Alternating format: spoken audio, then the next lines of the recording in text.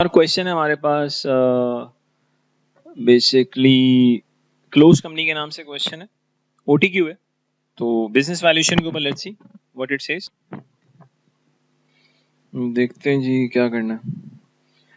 Calculate value of close company using net asset value method. Simply total asset में से आप total liabilities minus कर दें या इक्विटी का टोटल ले लें, सेम थिंग। अगर इक्विटी का टोटल ले लें 490, ये भी बिजनेस की वैल्यू है। अगर आप टोटल एसेट लें 720, इसमें से आप टोटल लोन माइनस कर दें, टोटल लायबिलिटीज माइनस कर दें, 160 माइनस 70, डेफिनेटली आपके पास 490 ही आएगा। So the business value is 290 और 490 मिलियन। ठीक हो गया जी। सेकंड में कह रहा है calculate the value of close company using dividend growth model. अब एक चीज पता होनी चाहिए आपको, डीवीएम में पी नॉट इस तरह से आता है, डी नॉट 1 प्लस जी के माइनस जी। लेकिन अगर मैं डी नॉट को रिप्लेस कर दूं टोटल डिविडेंड से, तो फिर हमारे पास पूरे बिजनेस की वैल्यू आ जाएगी। फिर हमारे पास क्या आता है जी, इंटायर बिजनेस की वैल्यू आ जाती है। तो इसको अप्लाई करते हैं क्वेश्चन पे। Financial analyst have forecast that the dividend of the close company will grow at the rate of 4%। Growth rate आ गया। This is slightly less than the forecast growth rate of profit after tax, जो कि 5% लिया है जी इन्होंने। ठीक हो गया। अच्छा, इसके अलावा अगर आप देखें अर्निंग यील्ड दे रहा है 11%, कॉस्ट ऑफ इक्विटी दे रहा है 10%। हमारे पास ग्रोथ रेट गिवन है 5%, के ही गिवन है 10%, हमें सिर्फ डिविडेंड चाहिए। अगर हमारे पास डिविडेंड आ जाता है तो फिर तो बात ही खत्म होगी। अगर आप देखें स्ट्रेट फॉरवर्ड क्वेश्चन में टोटल डिविडेंड गिवन है 40 मिलियन, तो सर बजाय इसके कि पहले डी नॉट निकालें, फिर आप इशूड शेयर से पी नॉट, पहले डी नॉट निकालें, फिर पी नॉट निकालें, फिर पी नॉट को लेके इशूड शेयर्स के साथ पी नॉट मल्टीप्लाई करें, बिजनेस की वैल्यू पे जाएं, no need to do that. Total dividend रखें, डायरेक्टली आपके पास पूरे बिजनेस की वैल्यू आ जाएगी। 40 million was given to us. Growth rate 5% था जी हमारे पास, 5 या 4, इट इज 4%। डिविडेंड का ग्रोथ रेट 4% है, के 10 है। तो 40 मिलियन को अगर मैं 1.04 से मल्टीप्लाई करूं और लॉजिकली हम इसको फिर डिवाइड करेंगे 0.06 से। क्यों? 0.1 में से बेटा अगर आप 0.04 माइनस करें तो 0.6 आएगा। तो डायरेक्टली आपके पास बिजनेस वैल्यू आती है 693 मिलियन। तो 253 में 693 million is the business value. Calculate value of the close company using earning yield method. अब बेटा अर्निंग यील्ड में अगर आप देख लें, अर्निंग यील्ड का बेसिकली फॉर्मूला होता है ईपीएस अपॉन शेयर प्राइस।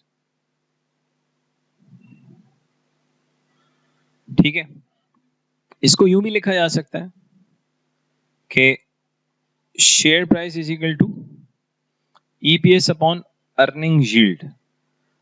अब इसको यूं भी लिख सकते हैं, business value is equal to EPS की जगह अगर मेरे पास प्रॉफिट आफ्टर टैक्स आ जाए divide by earning yield.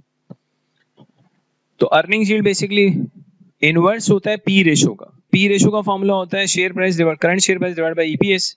Earning yield उसका इनवर्स है। तो मैंने अर्निंग यील्ड को ईपीएस को डिवाइड किया शेयर प्राइस से, फिर मैंने share price is equal to EPS upon earning yield लिया। अगर मैं ईपीएस को रिप्लेस कर दूं प्रॉफिट आफ्टर टैक्स से और उसको डिवाइड कर दूं अर्निंग यील्ड से, तो आपके पास डायरेक्टली बिजनेस की वैल्यू आ जाएगी। तो इस क्वेश्चन को अगर आप प्लीज देखें एक मिनट के लिए, अर्निंग यील्ड गिवन था, अर्निंग यील्ड गिवन है बेटा कितना, 11%। Earning yield is given to us which is 11% और प्रॉफिट आफ्टर टैक्स गिवन है 66.6। तो अगर आप 66.6 को अर्निंग यील्ड विच इज 11% इससे डिवाइड कर दें तो आपके पास बिजनेस की वैल्यू आ जाएगी। प्रॉफिट आफ्टर टैक्स हमारे पास 66.6 है और अर्निंग यील्ड है 11%। तो जस्ट यूज द कैलकुलेटर, तो आपके पास 605.5 आता है, आपके पास आ जाता है 605.5। तो जो बिजनेस की वैल्यू आ रही है वो 605.5 आ रही है। इसके बाद आ जाए बेटा 255 के ऊपर।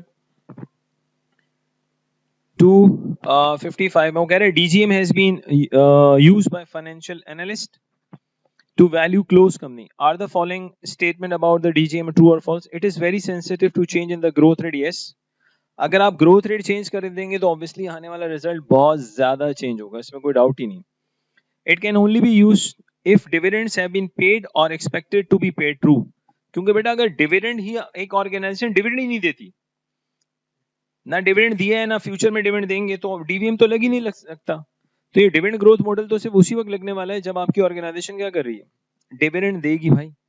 एक ऐसी कंपनी जो बेसिकली ना डिविडेंड देती है ना एक्सपेक्टेड टू पे डिविडेंड है, ना उन्होंने कभी डिविडेंड दिया है ना फ्यूचर में कभी डिविडेंड देंगे, तो ऐसी सिचुएशन में डिविडेंड ग्रोथ मॉडल या डिविडेंड वैल्यूएशन मॉडल अप्लाई नहीं हो सकता। Both the statements are true. Sir last में कह रहा है close companies considering raising finance via convertible bonds, which of the following statement is correct about the current market value of the convertible bond where conversion is expected? अगर conversion होती है तो फिर last year के अंदर conversion value आती है। Simply हमें करना ये होता है कि मार्केट वैल्यू बॉन्ड अगर निकालनी है तो फ्यूचर में आप जितने भी इंटरेस्ट दोगे उसकी प्रेजेंट वैल्यू निकाल लो, प्लस रिडम्पशन अमाउंट की जगह कन्वर्जन वैल्यू आएगी। Why conversion value? क्योंकि क्वेश्चन में लिखा हुआ है कि कन्वर्जन एक्सपेक्टेड है, तो sum of the present value the future interest payment plus the present value of the bonds conversion value. तो स्ट्रेट फॉरवर्ड 256 का आंसर पहले ही होना चाहिए कि फ्यूचर में आपने जितने इंटरेस्ट देने उसकी प्रेजेंट वैल्यू और कन्वर्जन वैल्यू की प्रेजेंट वैल्यू निकाल लें, दोनों को ऐड कर दें तो आपके पास कन्वर्टेबल बॉन्ड की मार्केट वैल्यू आ जाएगी। तो ये बेटा एक और हमारे पास क्वेश्चन आ गया किसके ऊपर, बिजनेस वैल्यूएशन पे। So thank you very much watching this also.